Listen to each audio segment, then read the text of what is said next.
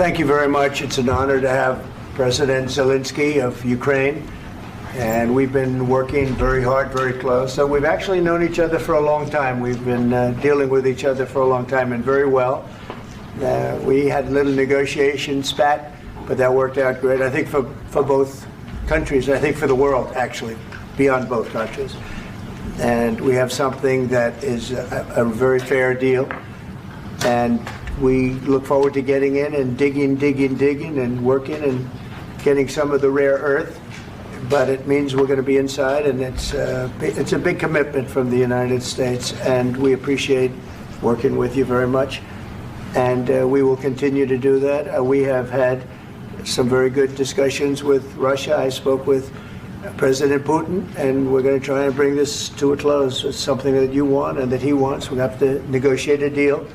But we've started the confines of a deal, and I think something can happen.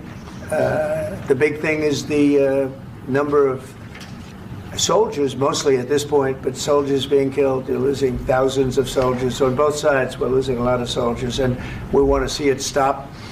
And we want to see the money get put to different kinds of use, like rebuilding. And we're going to be working very hard. But we've had a lot of very good conversations. I will say until we came along, the Biden administration didn't speak to Russia whatsoever. They didn't speak to anybody. They just allowed this to continue. And I will say that, I'll say in front of you, you've heard me say it 1,000 times, if I were president, this war would have never happened. We would have had a deal negotiated for you without having to go through what you've gone through. But your soldiers have been unbelievably brave. We've given them great equipment, but somebody has to use the equipment. They've been unbelievably brave, and we give them great credit. This was supposed to be over very quickly, and here we are 3 years later. So I give tremendous credit to your generals and your soldiers and yourself, in the sense that it's been very hard fighting, very tough fighting. They're great fighters. And you have to be very proud of them from that standpoint. But now we want to get it over with. It's enough, right? We want to get it over with. So it's an honor to have you here. Thank you very much for coming. We're going to sign the agreement at the conference in the East Room in a little while, right after lunch. And we'll be having lunch together. We're also discussing some other things. And we appreciate everybody being here. It's somewhat of an exciting moment, but the really exciting moment is when they stop the shooting and we end up with a deal. And I think we're fairly close to getting that, and an honor to have you. And please, I'd like to say something. No, thank you so much, Mr. President. Thank you for the invitation. And really, I hope that this first document, will be first step to real security guarantees for Ukraine, our people, our children. I really count on it.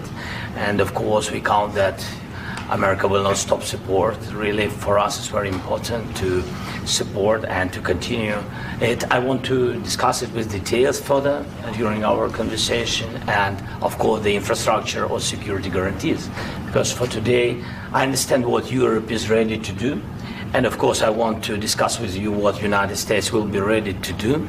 And I really count on your strong position to stop Putin. And you said that enough with the war. I think that is very important, Ben, to say these words to Putin at the very beginning of war, because he is a killer and terrorist. But I hope that together we can stop him. But for us, it's very important to, to save our country, our values, our freedom and democracy, and of course, no compromises with the killer about our territories, but it will be later. And of course, what I wanted, we spoke about it by phone with you, about the drones production. We have very good drones production. I think the best one in the world for today, because of the war.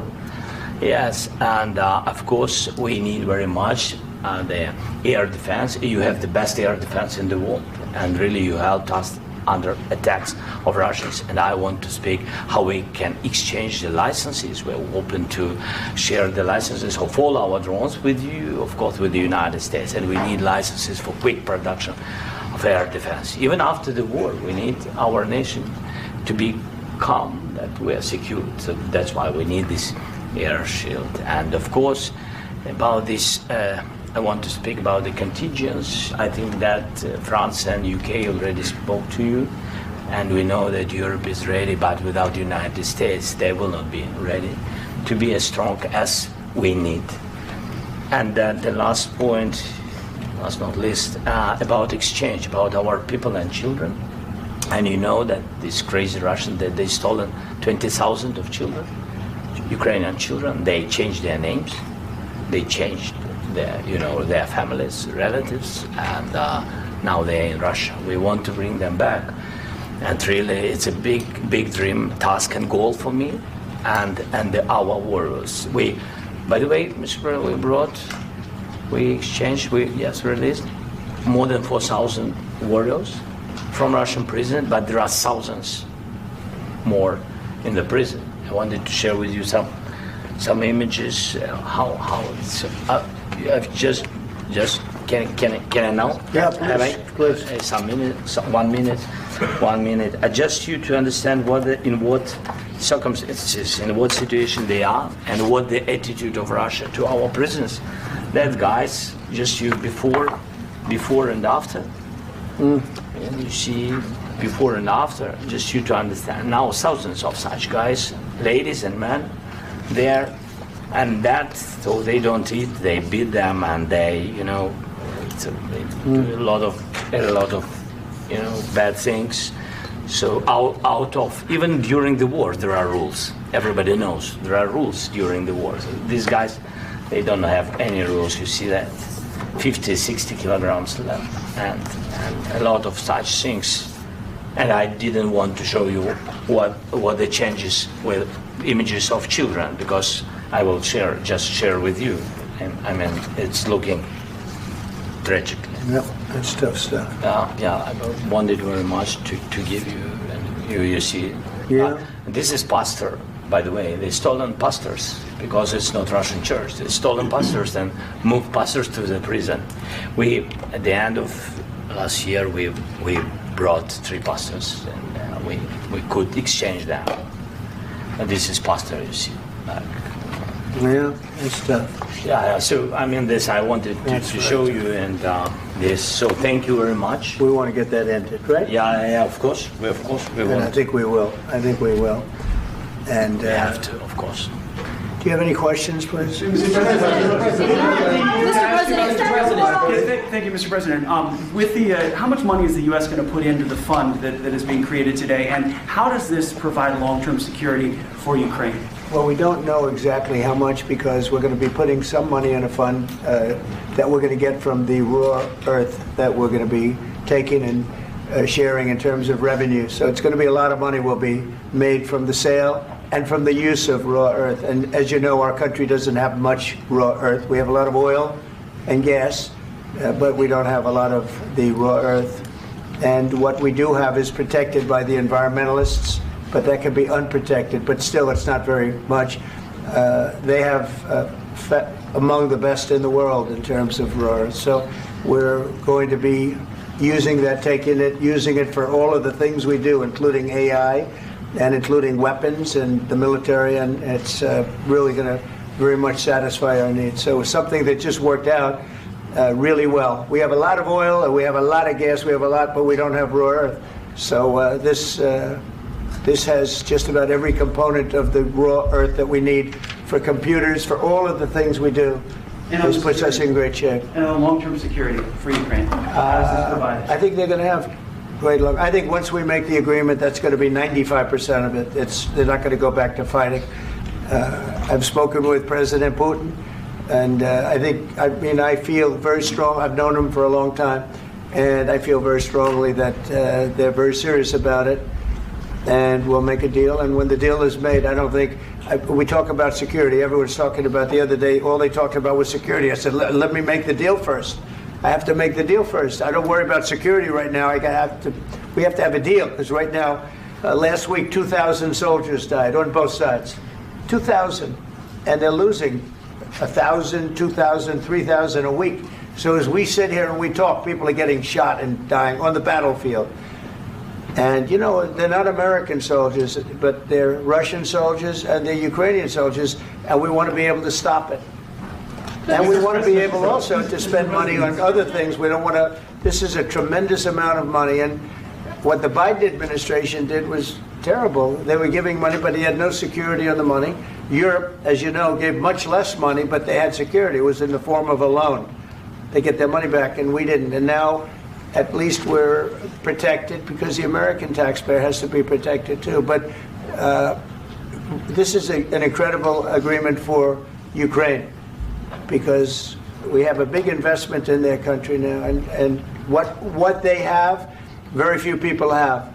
And we're able to really go forward with very, very high-tech things and many other things, including weaponry that we're going to use in many locations, but that we need for our country. Mr. President, This allows us to do that. will you continue I'm sorry. sending military aid? Yes, go ahead, please. If I can just, yes.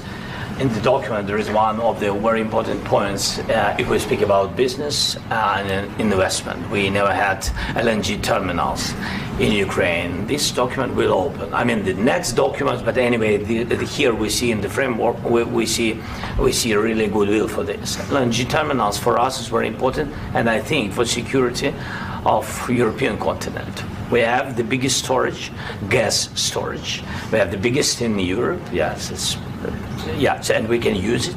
Use it for LNG. Use it for LNG, and we will do it. And really, we can help Europe because Europe really helped. President Trump said that they made less support, but they are our friends and they are our very supportive partners. They really gave a lot, Mr. President. They did. They gave a lot, but they gave much less. No. Much less. No.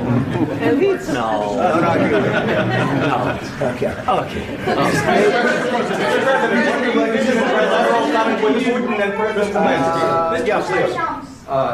Mr. President Trump, you have repeatedly called the deal with Ukraine as a historical one. And as a President of the United States, you make historical decisions in other issues which affect America and other world. So what place in the world history do you want to take? And do you associate yourself with any famous historical figures? Yeah, I'd say George Washington, Abraham Lincoln. I would say I'm far superior to George Washington and Abraham Lincoln. Now, you know I'm only kidding, right? Because when I say that, the fake news is going to go wild. They're going to say he considers himself to be better than Washington. But you never know. You never know. I don't compare myself to anybody. I'm here to do a job. We've had a great 35 days or whatever it might be, a month, a little more than a month.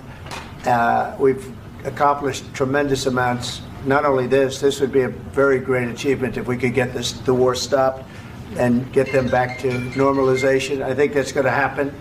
We've had very good talks on both sides, as you know. But I think we've done a very good job, just generally. If you look at all of the things we've done in 30 days, they're saying there's never been a opening for a president. The first month, there's never been a first month like we've had. And this is one of the very important things. This, to me, is one of the most important things because we have tremendous death taking place as we speak. And I don't want to have that. You know, think of the parents, whether they're in Russia or Ukraine, think of the parents of all these people being killed needlessly. They came to our territory. Should have never started. This would have, if I were president, this would have never started. Mr. President, will you continue sending military aid to Ukraine after the U.S. signs this agreement with Ukraine? Yeah, we're going to be continuing. To President Zelensky, do you feel like the U.S. is on your side? That President Trump is on your side at this moment? What do you think? He wants to know, do you think that, sort of a stupid question. I guess we wouldn't be here if I wasn't. I think that the United States on our side from the very beginning of occupation, and I think that President Trump on our side, and of course, I'm sure that the United States President will not stop support. This is crucial for us. It's important for us. Yes.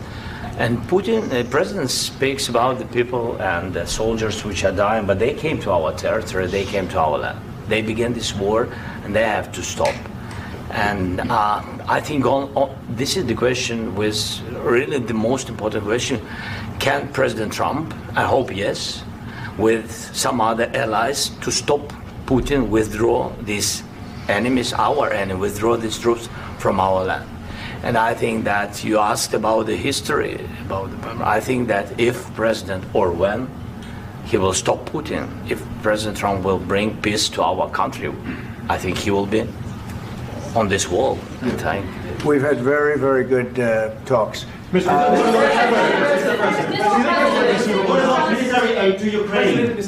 President Zelensky just said that there will be no compromises with Vladimir Putin. I just wanted to ask both of you, firstly, are there compromises that you think that President Zelensky is going to have to make? And President Zelensky, is there anything that you might be thinking that you may be able to offer or bring to the table, for example, elections? Thank you. I think you're going to have to always make compromises. You can't do any deals without compromises. So certainly he's going to have to make some compromises, but hopefully they won't be as big as some people think you're going to have to make. That's all. That's all we can do. I'm here as an arbitrator, as a mediator to a certain extent between two parties that have been very hostile, to put it mildly. They've been very hostile. There's been a vicious war. There's been a vicious war. You know, it's a very level battlefield, and those bullets go out, and as I've said many times, we were talking about it with Pete, many times the only thing stopping those bullets is a human body. And in the case we're talking about, generally young human bodies are stopping a lot of bullets. It's dead level. That's why it's great farmland. It's great land. It's great farmland, but there's very little protection against the bullets that are being, and other things that are being shot. So all I can do is see if I can get everybody at the table and get an agreement. And I think we're going to end up with an agreement. Otherwise, I wouldn't probably be even here today. Mr. President, I've got two questions for you. You think ultimately your legacy will be the peacemaker and not the president that led this country into another war and ended foreign wars? And I've got a question. I hope it will. I mean, I hope I'm going to be remembered as a peacemaker. This would be a great thing if we could do this. I'm doing this to save lives more than anything else. Second is to save a lot of money, but I consider that to be far less important. So I hope I'm going to, thank you, Brian, for that question. It was a nice question. I hope I'll be known and recognized as a peacemaker. This would be a great thing to solve. This is a very dangerous situation. You know, this could lead to a third world war. This was headed in the wrong direction. If this election were lost, if we didn't win this election, and by the way, we won it by a lot. That was a mandate. We won every swing state. We won the popular vote by millions and millions of votes. We won everything. The districts, you look at the areas of red, take a look at a map. This was a big mandate, and this was one of the things. I said, we're going to get this thing settled. If we didn't win, I think this could have very well ended up in a third world war, and that would not have been a good situation. What was your second question? And my second question for President Zelensky: why don't you wear a suit? You're at the highest. Why don't you wear a suit? You're at the highest level in this country's office, and you refuse to wear a suit. Just want to see if do you own a suit? Yeah, problems. A lot of Americans have problems with you not respecting the dignity of this office. I will wear a costume after this war will finish. Okay. Yes, maybe something like yours. Yes. That'd be great. Maybe something better. I don't know. Yeah. We will see. Maybe something cheaper than Thank you. Thank you. President Trump. Thank you, President Trump. You said yesterday that you are you going to send more arms to Ukraine in case there's no peace? Yeah, we're going to have arms to Ukraine. Yeah, sure. Hopefully, I won't have to send very much, because hopefully we're going to have it finished. We're looking forward to finishing this quickly.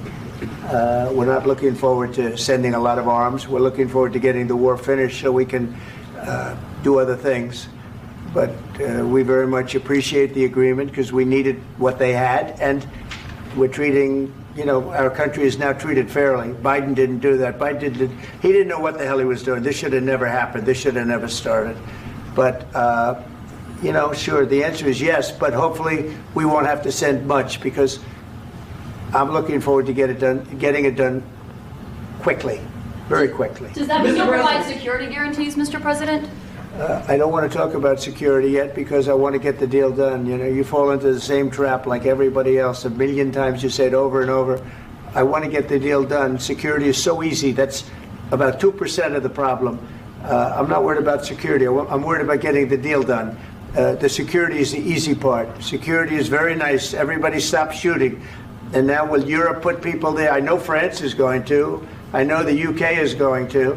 I know other countries are going to, and they happen to be right next door. We haven't committed, but we could conceivably. You know, we have security in a different form. We'll have workers there digging, taking the raw earth so that we can create a lot of great product in this country. So in that sense, you have something, but we haven't determined that yet. I will say, in speaking to France and in speaking to, and they were here, as you know, last week and just the other day, they have committed to a lot of security. I don't think you're going to need much security. I think once this deal gets done, it's over. Russia's not going to want to go back, and nobody's going to want to go back.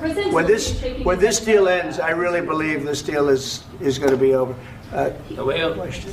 Yeah, please go ahead. Go ahead. Thank you. Mr. President, thank you. You had Joseph Macron and Keir Starmer at the White House this past week, both of whom praised your courage and conviction to lead the pathway towards peace. Yes. Part of that involved, though, re-engaging Russia in diplomatic relations, something that previous leaders lacked the conviction to do so. What gave you the moral courage and conviction to step forward and lead that? Well, I love this guy. Who are you with? One American News, sir. Well, that's why I like him. One American News does a great job. I like the question. I think it's a very good question. It's a pathway to peace. It's a pathway to getting something solved. And I feel that as the head of this country, I have an obligation to do that. Plus, you know, we're very much involved. We got involved. It's too bad we got involved, because there should have been no involvement, because there should have been no war. And there shouldn't have been October 7th. That would have never happened. As you know, Iran was broke. They had no money to give to Hezbollah. They had no money to give to Hamas. They were stone cold broke. And then under Biden, they became rich as hell. They went from no money to $300 billion in a period of 4 years. And they gave a lot of that money away, and you see what happened. And that's a real mess also that we hope to be able to solve. But no, I appreciate your question very much. It's just, I feel I have an obligation to try and do something to stop the death. If I can answer, yes, if I can answer, Please, sorry, please. And I do like your clothing, by the way. Yeah, really? Even though I think he's a great guy, by the way. But I don't know if you two like each other. But you know what? I think he's dressed. I like this guy. I think he's dressed beautifully. So I have more serious things than answer on such Yeah, questions. sure, I will answer on more serious That's a good questions if I can. Yeah. So please, about security guarantees and about just ceasefire. We can't just speak about ceasefire and speak and speak. It will not work. Just ceasefire will not never work, because I'm like a president. I have this experience, and not only me. Ukraine before my presidency, from the 2014, Putin broken 25 times. 25 times he broken his own signature. 25 times he broken ceasefire. But he never broke to me. He never broke to me. No, you were the president. You were the president during. He never broke to me. In 2016, you've been the president, Mr. President. You've been the president, but he had, of course, not with you, but he had during those periods. He had conversations with our side, and we had Normandy format. You know, the France, Germany, Ukraine, and Russia, and he broken 25 times. That's why we will never accept just ceasefire. It will not work without security guarantees. Security guarantees, maybe President is right about this document and other, but this document is not enough. Strong army is enough, because his soldiers afraid, Putin's soldiers afraid of our soldiers when we're strong enough. If we are not strong enough, if we are empty, if our storage is empty, we can't defend our land. Today, you know, he knows that we have all the world knows that we have meeting. Yes, why he's using ballistic? Putin today using ballistic on our hospitals, schools, and etc. Ballistic. So he knows that we are here and that President Trump is really have goodwill to stop this war. And you hear now the president. So why he's using? So he doesn't want to stop. He doesn't want. But I hope that we will do it. Really, we'll do it. Security. When we speak about security guarantees, when the Europeans are ready for contingents, they need USA backstop. If there will not be United States, we will not never have any contingents, strong contingents from the Europeans, because they don't want to divide alliance connection between the United States and the main and strongest ally and Europeans. And this is crucial, this is important. That's what we want to speak about very much. This is very important. And air defense. So air defense, really, we have big deficit with all these systems, and we need to provide this. We need it very much. Otherwise, Putin will never stop, and will go further and further. He doesn't want. He hates us. You know, it's not about me. He hates Ukrainians. He thinks that we are not a nation. He thinks, and he shared these thoughts. I think maybe with your team also. I don't know, but with all the Europeans, in media, officially and not, he always said that there is no such country, such nation, such language, and such life like Ukrainian. No, he really doesn't respect all the Ukrainians, and he wants to destroy us. And you are right, Mr. President. That's 2%. This document, maybe other documents, it's a very good start, very good, but it will not enough to stop this person. Should Russia pay to rebuild Ukraine? Mr. President, under these Should Russia pay to I asked rebuild Ukraine? They have to pay. this question. You This didn't is like the rule. because- This is the rule of because the war. I'm This is sorry. the rule of the war. During all the centuries, all the history, this is the rule of the war. Who began, those pay. Do you agree This with is the that? rule. Putin began this war. He has to pay all money for innovation. He has to pay. Of course, some Russian assets, what we have in Europe, about 300 billions, we can use them. We can use for innovation and buy military support from the United States also. We can do it, but it's not enough. It's not enough. President, under these circumstances, do you envision a trilateral summit with Because I want Putin to and know- President Zelensky? Wait 1 second. I asked this question that you didn't like because I wanted to know if you want to position yourself in the middle between Russia and Yes. Ukraine or on the Ukraine side. No, I'm in the middle. I want to solve this thing. I'm for both. I want to get it solved. And it's wonderful to speak badly about somebody else, but I want to get it solved. If we can solve it, great. If we can't solve it, they're going to have to fight it out, and who knows what's going to happen. But I want to see it get solved. May I follow up? One more question about U.S. troops in Europe. After Russian invasion of Ukraine, your predecessor sent additional troops to Eastern Europe, including Poland, my country. Yeah. Are you committed to keeping these troops on the eastern flank of NATO in the future? I'm very committed to Poland. I think Poland has really stepped up and done a great job for NATO. They, as you know, they paid more than they had to.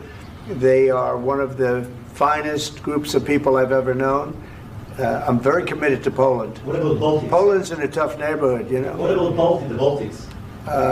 The Baltics, they got a lot of, it's a tough neighborhood too, but we're committed. We're going to be very committed, and we're committed to NATO. But NATO has to step up, and the Europeans have to step up more than they have. And I want to see them equalize, because they are in for far less than we're in, and they should be at least equal. You understand that? Why is the United States, we have an ocean in between, why is the United States in for so much more money and other things as Europe? With that being said, and as you said, they've also been obviously very helpful, but we have put in far more than they have, and I think they should equalize. Mr. President, Yeah, please, go Can I ahead. ask you about the agreement again today? What changed between the first time that Secretary Bessent gave President Zelensky the agreement and today for the signing? We made a deal. So What was the I'm was there a just- deciding factor? Was I'm there- a business person. We made a deal. That's what changed. Along with President, minerals- I didn't think we were going to make a deal, and We ended up making the deal, so that changed. Mr. President, what and how do you envision a trilateral summit with President Zelensky and Putin? I don't know, under but these well, they circumstances? don't like each other. I can tell you that. Okay? They do not like each other. This is not a love match, and it's unfortunate. That's why you're in this situation. The United States should not have allowed this to happen. Okay? The United States, run by a man that didn't know much. I'm going to be very nice. Run by an incompetent person, very incompetent person, should never have allowed this to happen. I've stopped wars. I've stopped many wars. My people will tell you, I stopped wars that nobody ever heard about. I stopped wars before they ever started. You can look at some of, I could give you a lot of nations that would tell you right now they were probably going to war. I could tell you right now there's a nation thinking about going to war on something that nobody in this room has ever even heard about. Two smaller nations, but big, still big. And I think I've stopped it. But this should have never happened. Mr. President, Sorry, just a second. About any negotiations. First of all, I want really to tell you, and I think that everybody understands that Ukraine, more than Ukrainians, nobody wants to stop this war. But at the future, any negotiations, it's understandable that two sides of the war, not Russia and the United States, because this is not the war between Russia and the United States. This is war of Russia against Ukraine and Ukrainian people. So these two sides will be at the will be at the negotiation table. Then of course United States, like the strongest partner of the Ukraine, and of course Europe. I think Europe is very important. I want to speak about it with the president. Yes, Europe is very important for us because we really defend Europe for today. All Europeans really recognize that we are defending the line, and they have real life, and our people are dying. That's why they helped us. And also, it's about the NATO. Yes, between, like the president said, you have big, nice ocean. Yes, between us. But if we will not stay, Russia will go further to Baltics and to Poland, by the way. But first to the Baltics. It's understandable for them because they've been in the USSR. You know, they've been one of the republics of the USSR, and Putin wants to bring them back to his empire. It's a fact. And when he will go there, if we will not stay, you will fight. Your American soldiers, it doesn't matter, do you have ocean or not, your soldiers will fight. Mr. President, would you be willing to visit Ukraine, maybe Kyiv or Odessa, which is known to be a dirty area of the Black Sea? It was my question. I'm sorry. I don't want to talk about Odessa now. Let's not talk about Odessa. I want to talk about making a deal, getting peace. We don't have to talk about Odessa, but a lot of cities have been destroyed. A lot of cities that are not recognizable. There's not a building standing. No. And a lot of things Mr. President, you have to come and to look. No. We have very good cities. Yes, a lot of things have been destroyed, but mostly cities alive, and people work, and children go to school. Sometimes it's very difficult. Sometimes closer to front line, children have to go to underground schools or online, but we live. Ukraine is fighting and Ukraine lives. This is very important. And maybe it's Putin is sharing this information that he destroyed us. No, he lost 700,000 people, 700,000 soldiers. He lost everything. Yes. So, Mr. President, one more. I mentioned Poland. Please, go ahead. When did you last speak with President Putin, and what did he say that? A couple of days ago. And what did he tell you that gave you the assurance that he wanted peace? Well, that's what I do. My whole life is deals. I know pretty good. And I've known him for a long time. I've dealt with him for a long time. He had to suffer through the Russia hoax. You know, Russia was a hoax. It was all Biden. It was nothing to do with him. So he had to suffer through that, and he was able to do that. I think that he wants to make a deal, and he'd like to see it end. That's all I do. That's what I do. My whole life, that's what I do is make deals. And I'm in the middle of a mess because this is a real mess. It's a very dangerous one. If this doesn't get solved now, it's not going to get solved for a long time. So I hope we're going to get it solved. In the back, please. Thank you, Mr. President. Prime Minister Starmer claims repeatedly that his government believes in free speech and was not engaged in censorship. But his country's government arrests people for memes and thought crimes, and even more worrisome is pressuring American companies to censor Americans on its behalf. How can he be a reliable, trustworthy partner when he says things that are demonstrably false on such an important topic? Well, we actually spoke to him about that yesterday, and we thought they took it very, very much too far. JD was very strong on it. So was I. So was Marco. And we've been speaking to him about it. Marco, would you like to say something about that? We have concerns, obviously, with the conduct of theirs, particularly as it impacts Americans. And there's real concern that American speech, which is online, could fall into the hands of British or any country's jurisdiction. And so this is a point the Vice President made at Munich, and I think it's a very compelling one, that what unites us with Europe, as much as anything else, is these shared values, and one of them being free speech. And so if Americans are threatened by it, we're going to need to take action in that regard. Mr. President.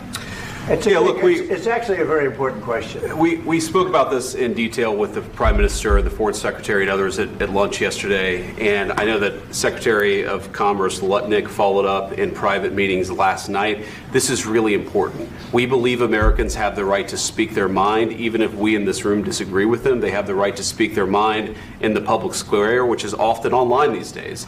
And we're going to defend that right as it pertains to American companies and American citizens vigorously if we have to. I do think that under the President's leadership, we're going to find common ground with our friends in the UK on this question, but it remains to be seen. The principle that will guide us is we believe in free speech in this country, and we'll fight for it for American citizens. Mr. President, on the deal, is there any other oil and gas component to the deal? Is it all critical? A little bit.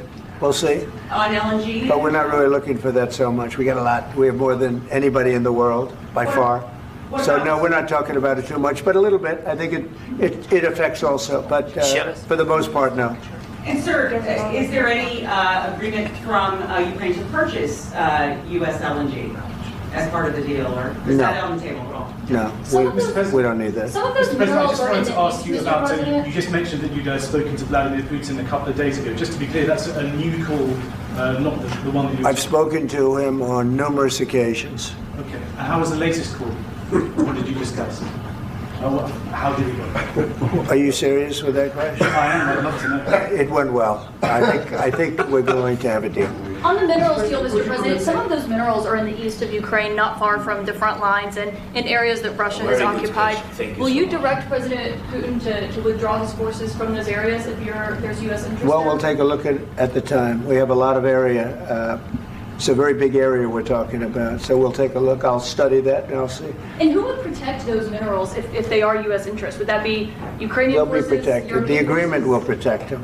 U.S. The forces? agreement, yeah, we're signing an agreement. Right, but what if Russia tries to invade or there's Russian aggression in those spots? I just told you I don't think that's going to happen. And if that were going to happen, I wouldn't make a deal. If I thought that was going to happen, I wouldn't make a deal. Some people may wonder why. You know, they ought to focus on CNN on survival, not asking me these ridiculous questions. Focus on surviving, because CNN's got such low ratings. I don't think they're going to survive. Let's go. Please go. I already mentioned Poland. Poland was under Russian control for decades after the Second World War. When I was a kid, I looked at the United States not only as a most powerful country, richest country in the world, the country that has great music, great movies, great muscle cars, but also as a force for good. And now I'm talking with my friends in Poland, and they are worried that you align yourself too much with Putin. What's your message for them? Well, if I didn't align myself with both of them, you'd never have a deal.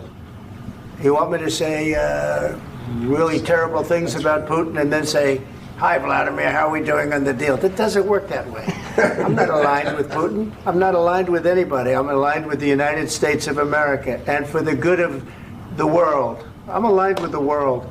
And I want to get this thing over with. You see the hatred he's got for Putin. It's very tough for me to make a deal with that kind of hate. He's got tremendous hatred. And I understand that, but I can tell you the other side isn't exactly in love with, him either. So it's not a question of alignment. I'm aligned with the world. I want to get the thing set. I'm aligned with Europe. I want to see if we can get this thing done. You want me to be tough? I could be tougher than any human being you've ever seen. I'd be so tough. But you're never going to get a deal that way, so that's the way it goes. All right, one more question. Hey, I want to respond to this. So look, for 4 years in the United States of America, we had a president who stood up at press conferences and talked tough about Vladimir Putin, and then Putin invaded Ukraine and destroyed a significant chunk of the country. The path to peace and the path to prosperity is maybe engaging in diplomacy. We tried the pathway of Joe Biden of thumping our chest and pretending that the President of the United States' words mattered more than the President of the United States' actions. What makes America a good country is America engaging in diplomacy. That's what President Trump is doing. Can I ask you? Sure. Yeah? Yeah. Okay. So he occupied it, our parts, big parts of Ukraine, part of East and Crimea. So he occupied it on 2014. So during a lot of years, so I'm not speaking about just Biden, but those time was Obama, then President Obama, then President Trump, then President Biden, now President Trump, and God bless, now President Trump will stop him. But during 2014, nobody stopped him. He just occupied and took. He killed people. You know what the contact line? 2015. 2014. 2014 and 2014. 2014. Yeah. So I was not here. Yeah, but that's exactly right. Yes, but during 2014 till 2022, yeah, the situation the same. The people have been dying on the contact line. Nobody stopped him. You know that we had conversations with him, a lot of conversation, my bilateral conversation, and we signed with him, me, like a new president. In 2019, I signed with him the deal. I signed with him, Macron and Merkel, we signed ceasefire.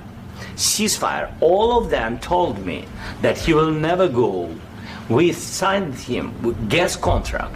Gas contract. Yes, but after that, he broken this ceasefire. He killed our people and he didn't exchange prisoners. We signed the exchange of prisoners, but he didn't do it. What kind of diplomacy, JD, you are speaking about? What do you mean?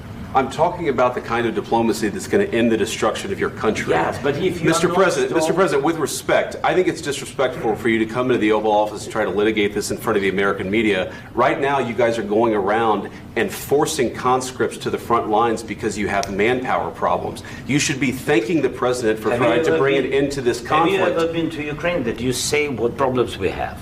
I have been to. Come once. I've actually watched and seen the stories, and I know what happens is you bring them on a propaganda tour, Mr. President.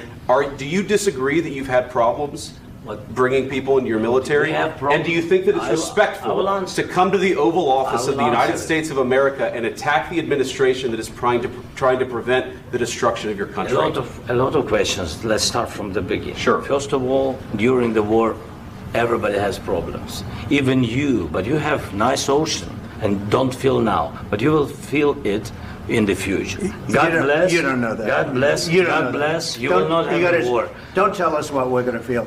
We're trying to solve a problem. Don't tell us what we're going to feel. I'm not telling you. Because you're in no position to dictate that. That's exactly what you're doing. You're in no position to dictate what we're going to feel. We're going to feel very good. You will feel influence. We're going to feel very good and very strong. You will feel influence. You're right now not in a very good position. You've allowed yourself to be in a very bad position, and he happens to be right about it. From the very beginning of the war. You're not in a good position. You don't have the cards right now. With us, you start having cards. I'm not playing cards. Right now, you don't. You're playing cards. Mr. President. You're playing cards. Serious. You're gambling with the lives of war. millions of people. You're gambling with World War III. You're gambling with World War III. And what you're doing is very disrespectful to the country, this country, that's backed you far more than a lot of people said they should have. Have you said thank you once? This entire meeting? No, in this entire meeting, have you said thank you? You went to Pennsylvania and campaigned for the opposition in October. Offer some words of appreciation for the United States of America and the president who's trying to save your country. Please, you think that if you will speak very loudly about the war, you can... He's not speaking loudly. He's not speaking loudly. Your country is in big trouble. Can I Wait a answer? minute. No, Can you've I done a lot answer? of talking. Your country is in big trouble. I know. You're not winning. I know. You're not winning this. You have a damn good chance of we are coming out staying, okay because of Mr. us. President, we are staying in our country, staying strong from the very beginning of the war. We've been alone, and we are thankful. I said thanks You haven't in been this alone. cabinet, You and haven't not been only alone. in this cabinet. We gave you, through I this said stupid thank you. president, $350 billion. You voted we gave for you your military president. equipment, You and you voted men for are your brave, but they had to use our military. What about if you didn't have You our invited military me- equipment, You invited if me you to didn't speak. have our military equipment, this war would have been over in 2 weeks. In 3 okay? days, I heard it from Putin. In 3 days, this is something Maybe new. less. In 2 weeks, of course, yes. It's going to be a very hard thing to do business like this. Again, I tell you. just say thank you. I said a lot of times thank you to American people. Accept that there are disagreements, and let's go litigate those disagreements rather than trying to fight it out in the American media when you're wrong. We know that you're wrong. But you see, I think it's good for the American people to see what's going on. I understand, sir. I think it's I very understand. important. That's why I kept this going so long. You have to be thankful. You don't have the I'm cards. thankful. You're buried there. Your people are dying. tell you You're again, running I low know. on soldiers. Don't- Listen, don't please, you're running Mr. low on President. soldiers. It would be a damn good thing. Mr. And then President. then you tell us, I don't want a ceasefire. I don't want a ceasefire. I want to go and I want this. Look, if you could get a ceasefire right now, I tell you, you'd take it so the bullets stop flying and your men stop getting killed. Of course, we want to stop the war. But you're saying you don't want a ceasefire. But I said to you, I want a ceasefire. with guarantees. Because you'll get a ceasefire faster than an agreement. Ask our people about ceasefire, what they think. That wasn't it doesn't with matter me. for you what that what wasn't this with me. means. It That was wasn't with you. a guy named Biden who was not a smart person. This That is was your, with, this that was is with your Obama. president. It was your president. Excuse me. That was with Obama, who gave you sheets, and I gave you javelins. Yes. I gave you the javelins to take out all those tanks. Obama gave you sheets. In fact, the statement is Obama gave sheets and Trump gave javelins. You got to be more thankful, because let me tell you, you don't have the cards. With us, you have the cards. But without us, you don't have any cards. One more question to Mr. Vice President. I'm sorry. It's going to be a tough deal to make, Um, because the attitudes have to change. What if Russia breaks ceasefire? What if Russia breaks peace talks? What do we do then? I understand that it's a heated conversation right now. What are you but saying? what if She's asking, what if Russia breaks the ceasefire? What if anything? What if a bomb drops on your head right now? But they have Okay? broken ceasefire. What if they broke it? I don't know. They broke it with Biden, because Biden, they didn't respect him. They didn't respect Obama. They respect me. Let me tell you, Putin went through a hell of a lot with me. He went through a phony witch hunt where they used him and Russia. Russia. You ever hear of that deal? That was a phony Hunter Biden, Joe Biden scam. Hillary Clinton, Shifty Adam Schiff. It was a Democrat scam. And he had to go through that. And he did go through it. We didn't end up in a war. And he went through it. He was accused of all that stuff. He had nothing to do with it. It came out of Hunter Biden's bathroom. It came out of Hunter Biden's bedroom. It was disgusting.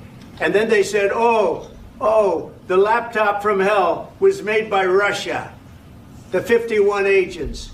The whole thing was a scam. And he had to put up with that. He was being accused of all that stuff. All I can say is this. He might have broken deals with Obama and Bush, and he might have broken them with Biden. He did, maybe. Maybe he didn't. I don't know what happened. But he didn't break them with me. He wants to make a deal. I don't know if you can make a deal. The problem is, I've empowered you to be a tough guy. And I don't think you'd be a tough guy without the United States. And your people are very brave. But you're either going to make a deal or we're out. And if we're out, you'll fight it out. I don't think it's going to be pretty, but you'll fight it out. But you don't have the cards. But once we sign that deal, you're in a much better position. But you're not acting at all thankful. And that's not a nice thing. I'll be honest, that's not a nice thing. All right, I think we've seen enough. What do you think? Huh? This is going to be great television, I will say that. All right. We'll see what we can do about putting it together. Thanks, sir. I need the back of this. We'll see. I don't know.